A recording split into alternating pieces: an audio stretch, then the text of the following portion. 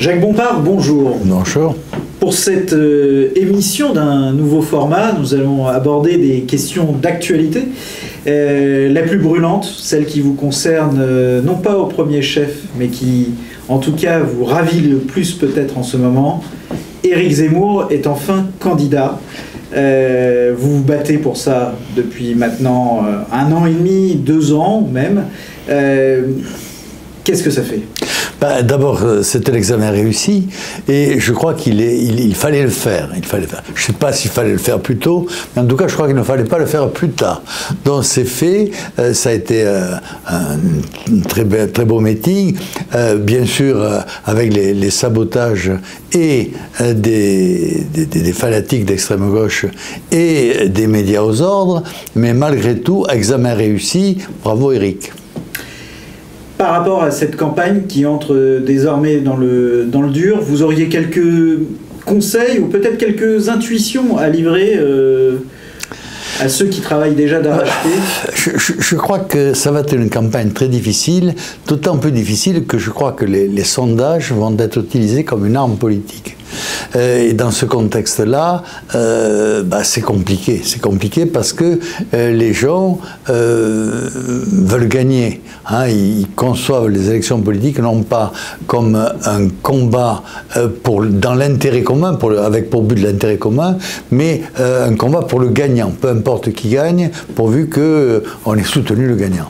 Et ça, c'est le néant de la politique, mais ça occupe par le phénomène des jeux, hein, les gens voient ça comme un jeu, et là ce n'est pas un jeu, c'est quelque chose d'infiniment plus grave, puisqu'on le voit bien, notre pays est détruit, littéralement détruit, parce que nous nous sommes dotés de présidents de la République qui étaient incapables, qui n'étaient pas voués au bien commun, mais voués à leur intérêt personnel. Donc la situation est grave. Par contre, ce que je crois, c'est que le président de la République, malgré tous les moyens colossaux qu'il a, malgré le fait qu'il fasse sa campagne avec l'argent public, malgré les médias aux ordres, malgré tout ce qu'il a, je crois qu'il est en phase de recul, de recul nettement. Et je crois que le pays, les électeurs, cherchent qui c'est qui va le battre.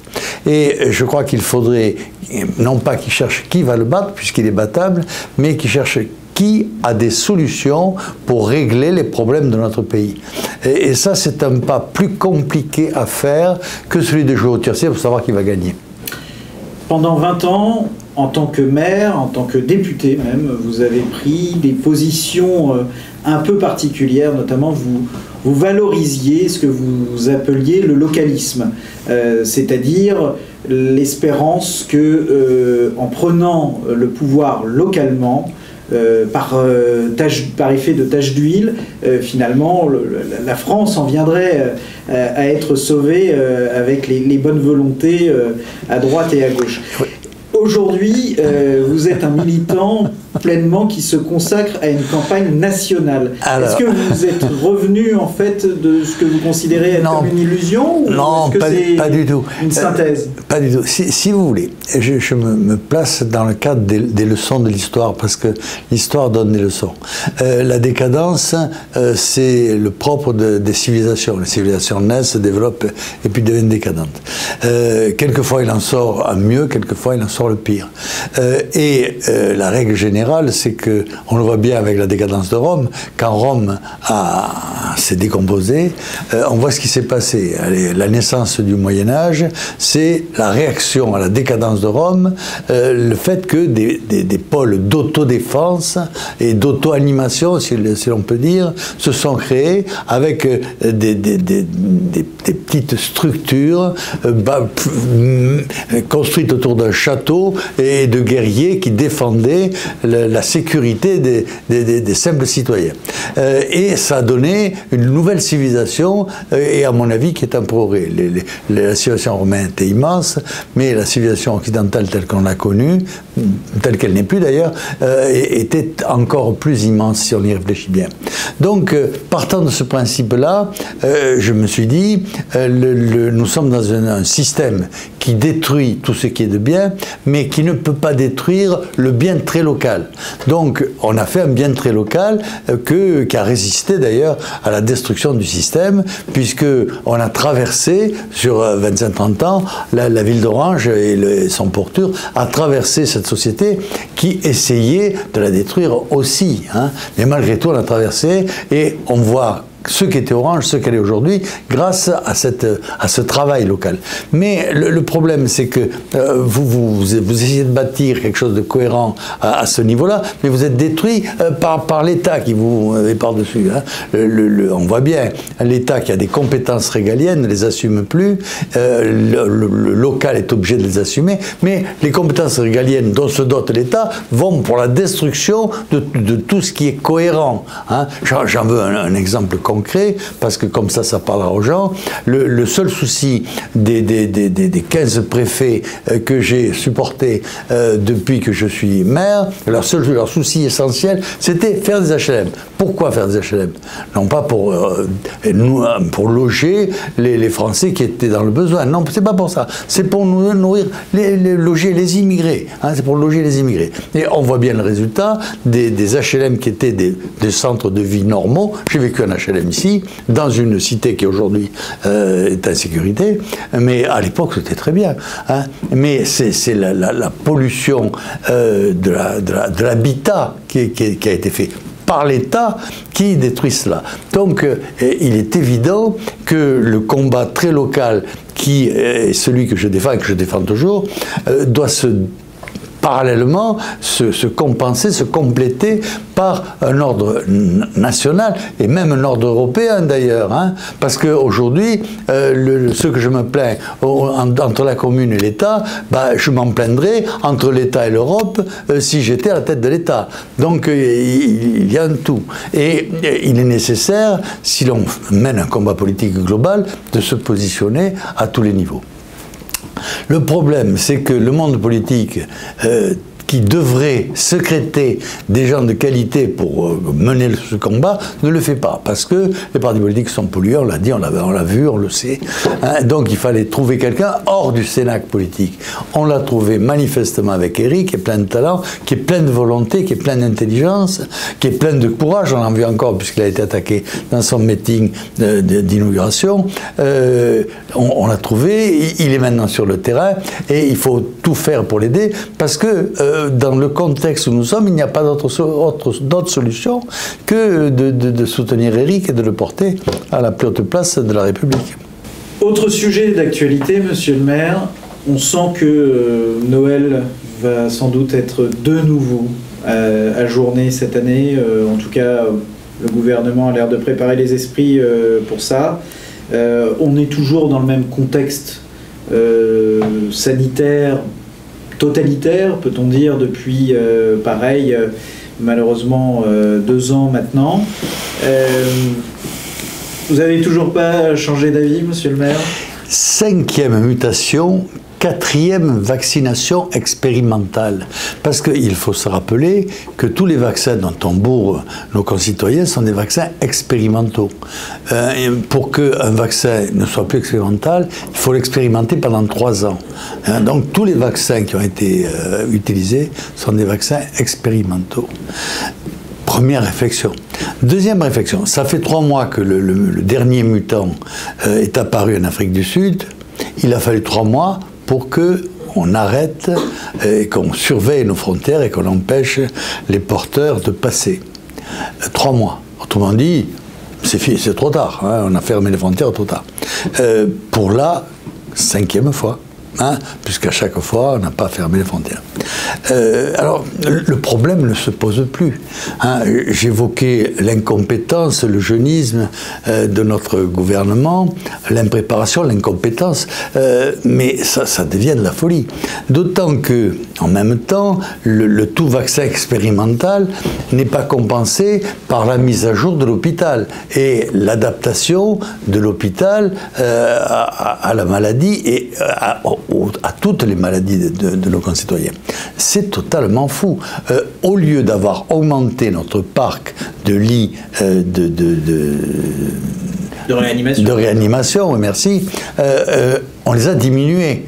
Au lieu d'augmenter la quantité de personnel médical, on l'a diminué en exigeant que le corps médical soit totalement vacciné, alors que actuellement des malades, des médecins malades, mais vaccinés, peuvent soigner. Hein, c'est-à-dire que ceux qui soignent peuvent être malades, hein, parce que le vaccin, en plus, le vaccin ne garantit pas la lutte contre la maladie. On vous promet seulement que si vous attrapez la maladie, elle sera moins importante. En se basant sur quoi? Je ne sais, puisqu'on ne peut pas comparer la maladie d'un patient vacciné à la maladie du même patient pas vacciné, puisque soit elle est vaccinée, soit elle n'est pas vaccinée. Donc il n'y a pas d'élément de comparaison. Et dernier élément de réflexion, d'après ce que je dis, j'entends, le dernier mutant serait certes très actif dans la transmission de la maladie, mais peu mortel. Puisque j'entendais il y a 2 jours dire qu'il n'y a pas eu de mort par le nouveau vaccin. Donc tout ça est fou. Tout ça est littéralement faux. Et très clairement, si nous étions dans un état de droit, le gouvernement serait en examen. Hein, tous les tenants de la vaccination à outrance avec un vaccin expérimental se trouveraient devant les juges. S'il y avait des juges libres dans ce pays, ce qui est un autre dossier, il faudrait que je parle le jour. Donc, c'est fou. Hein, littéralement, c'est fou. Alors, soyons bien clairs. Je ne dis pas qu'il ne faut pas se vacciner. Hein? Moi, s'il y a des gens qui veulent se vacciner, qu'ils se vaccinent. Par contre, les gestes barrières, ça, il faut les faire. Et ensuite, surtout, ce qui n'est pas fait, il faut soigner les malades. Il faut soigner les malades. Il faut détecter les malades, les soigner. Parce que quand on soigne le malade tout de suite, la maladie est bénigne. Si on ne le soigne pas tout de suite, elle peut être létale. Puis-je vous poser une question indiscrète, monsieur le maire? Vous-même, vous êtes vacciné? Alors, non, je ne suis pas vacciné. Non, je ne suis pas vacciné. Pourquoi je ne suis pas vacciné? Parce qu'on nous ment tellement. Et l'on fait tellement l'omerta sur les effets indésirables de la vaccination expérimentale qui est distribuée à des millions de gens que, comme je suis en bonne santé, hein, et que j'ai une capacité de résistance, je ne me sens pas, je ne vois pas l'intérêt de cette vaccination. D'autant que quand vous attrapez la maladie, ce qui est la vaccination la plus parfaite, on vous vaccine quand même. Et puis il y a autre élément que je n'ai pas évoqué, c'est les dizaines de milliards, voire les centaines de milliards de bénéfices des laboratoires qui vendent ce vaccin, et dont l'énormité semble ne choquer personne.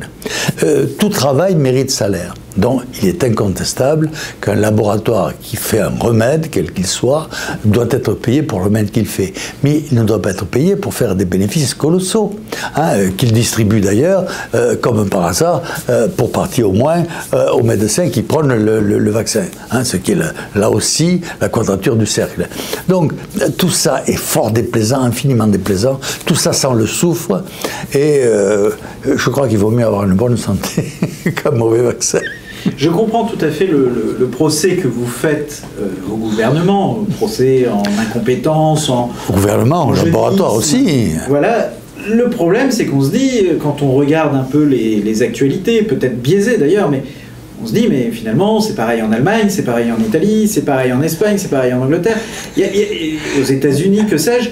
Il y a quand même une sorte de folie mondiale sur cette histoire. Oui, mais il y a les milliards de bénéfices. Il y a les milliards de bénéfices qui ne doivent pas totalement rester dans les poches des laboratoires, qui doivent être un petit peu redistribués. D'autant que parmi les opposants à cette vaccination systématique, parce que personne n'est opposé à la vaccination individuelle, c'est la vaccination systématique qui heurte tout le monde. Il y a des grands savants qui disent que cette vaccination forcenée crée les mutations. Hein, et qui disent aussi qu'il y a des conséquences négatives à ce vaccin. On parle de maladies cardiaques gravissimes, on parle de morts chez les sportifs brutales, de morts brutales chez d'autres personnes, et au point tel que, d'après ce que j'ai cru voir, le ministre de la Santé a lancé une étude, mais une étude dont nous n'avons pas les résultats, ce qui est bien étonnant parce qu'on devrait les avoir, et ensuite une étude dont, avant même d'avoir les résultats, on peut se douter qu'on mettra en doute les résultats. Parce que quand on voit la propagande qui est faite, la propagande massive qui est faite pour laver les cerveaux des auditeurs, c'est très inquiétant. C'est très inquiétant, ce totalitarisme, qui n'est pas le seul, mais ce totalitarisme est insupportable et serait à même de nourrir toutes les fantasmagories s'il y a besoin était. On sait que dans la continuité de tout ce qui a été entrepris, et malgré les réflexions de bon sens que vous soulevez, qu'on parle désormais de la vaccination des enfants, des 5-11 ans, puisque c'est ce qu'a dit le Premier ministre cette semaine même. Alors ils ont commencé par dire on va vacciner les enfants qui sont sensibles, qui pourraient être sensibles à la maladie, les surpoids, etc. Mais ce qu'on n'a pas dit, c'est que il se murmure dans le corps médical que cette vaccination aurait des impacts sur la capacité de natalité des femmes.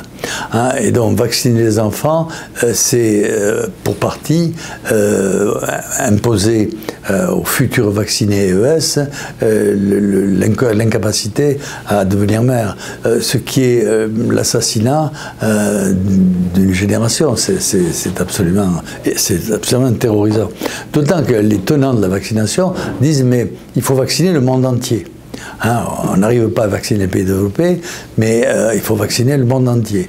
Il faut vacciner le monde entier avec un vaccin expérimental qui ne vous garantit pas de ne pas être malade, qui, paraît-il, vous garantit, je vous redis ce que je disais tout à l'heure, d'avoir la maladie moindre, mais sans qu'on en ait l'épreuve, etc. Tout ça est fou.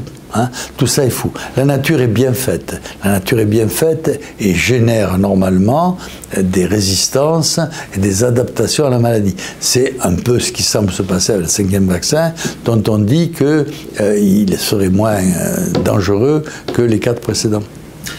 Alors vous le savez, monsieur le maire, vos différentes interventions qu'on a déjà enregistrées sur le sujet, sur le Covid, génèrent beaucoup de réactions, beaucoup de vues, généralement plutôt en accord avec ce que vous dites. Cependant, il y a aussi des commentaires qui sont plutôt interrogatifs, et je reprendrai celui d'une dame qui vous dit monsieur le maire, je vous écoute, c'est très bien, mais que faites-vous, et sous-entendu, que pouvons-nous faire face à une telle situation, c'est-à-dire, en somme, vous êtes un homme politique, vous avez des responsabilités, et pourtant, hormis cette analyse, certes de bon sens, où est l'action? Alors, je crois qu'il faut avoir, effectivement, il faut avoir une vie saine. C'est-à-dire avoir de l'activité physique. Je crois qu'il ne faut pas hésiter à utiliser des vitamines si besoin, avoir une nourriture saine. Je crois que quand on a travailler, avoir une bonne santé en fin de compte. Quand on a une bonne santé, on résiste en général à la maladie, et ensuite, si on attrape la maladie, on se soigne tout de suite. On se soigne tout de suite. Le docteur Raoult, pour lequel j'ai beaucoup de respect, d'autant plus qu'il vient d'être attaqué par ses collègues,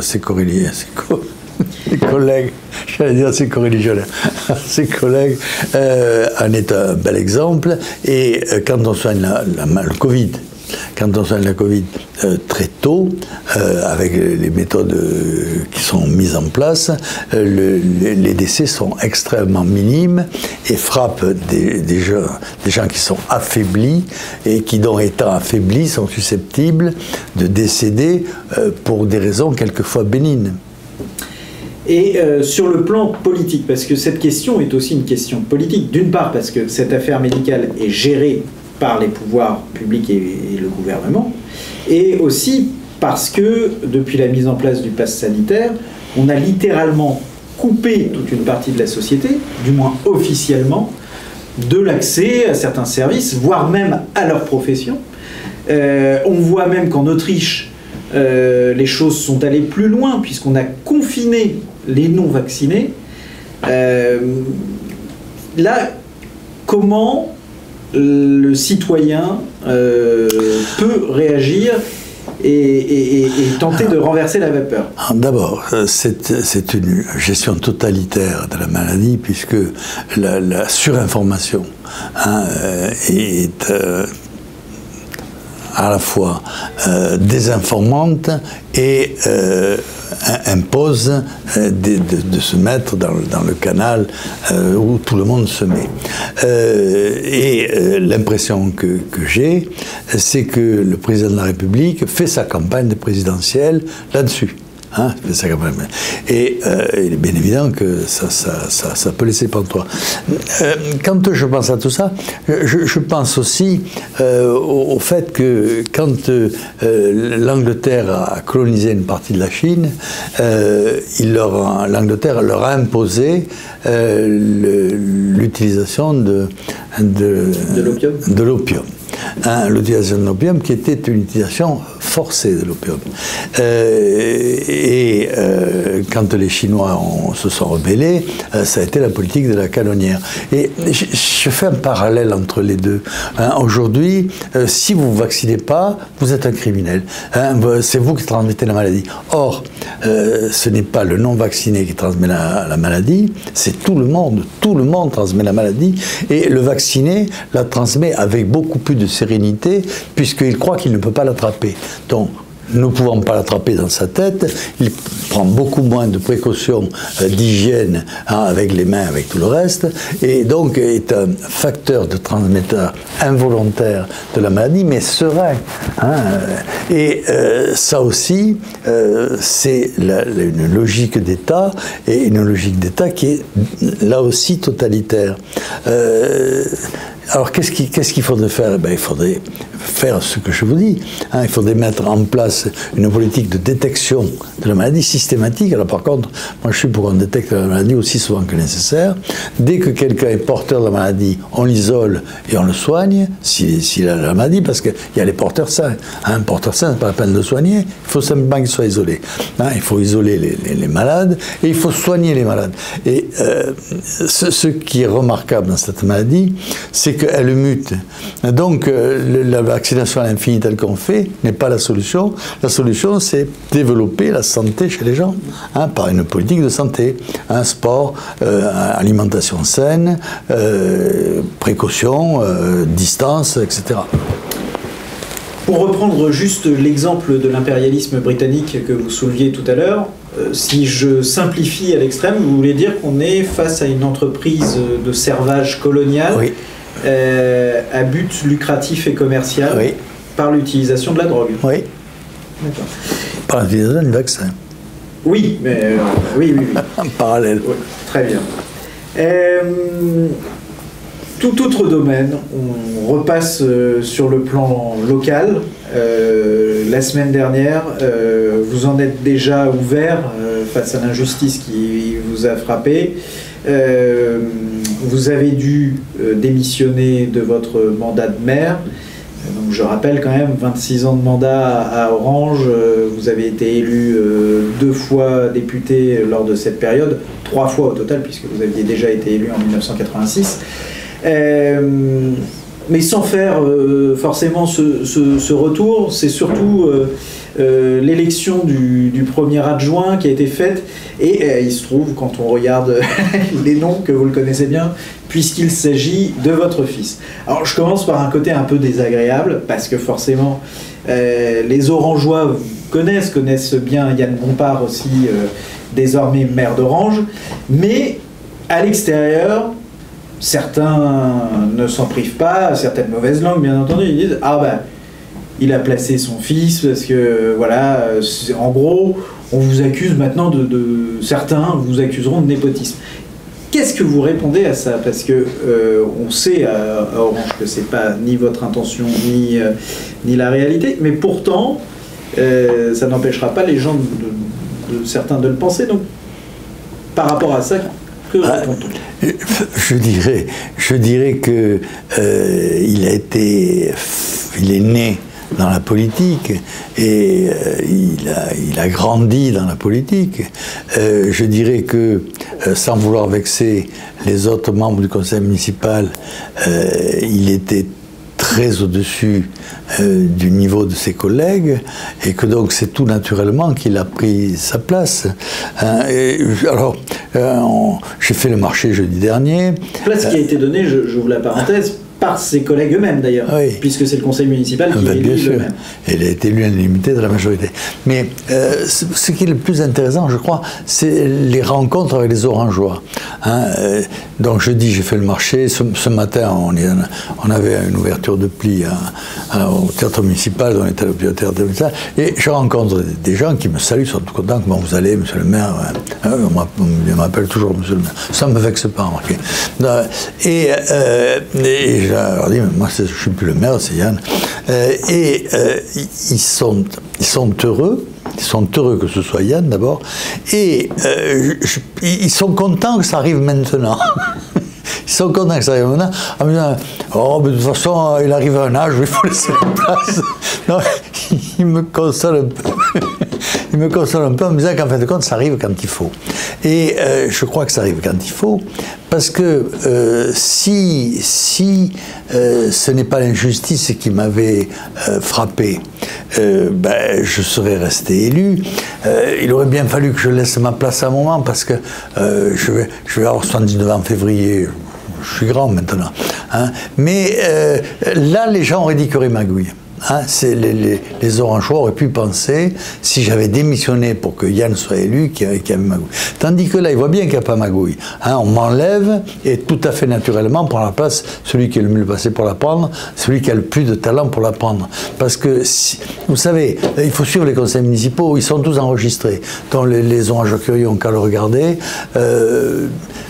On était deux dans ce conseil municipal, on n'était pas 50, on était deux. Si on m'enlève, il n'en reste plus qu'un. Donc, finalement, cette injustice aura été la condition d'une pérennité, c'est ça que vous voulez dire? Même le diable peut porter pierre. Très bien. Écoutez, merci beaucoup, Jacques Bompard. Merci. Et puis, on se retrouvera très bientôt sur vos réseaux sociaux et aussi sur votre nouveau site internet jacquesbompard.fr.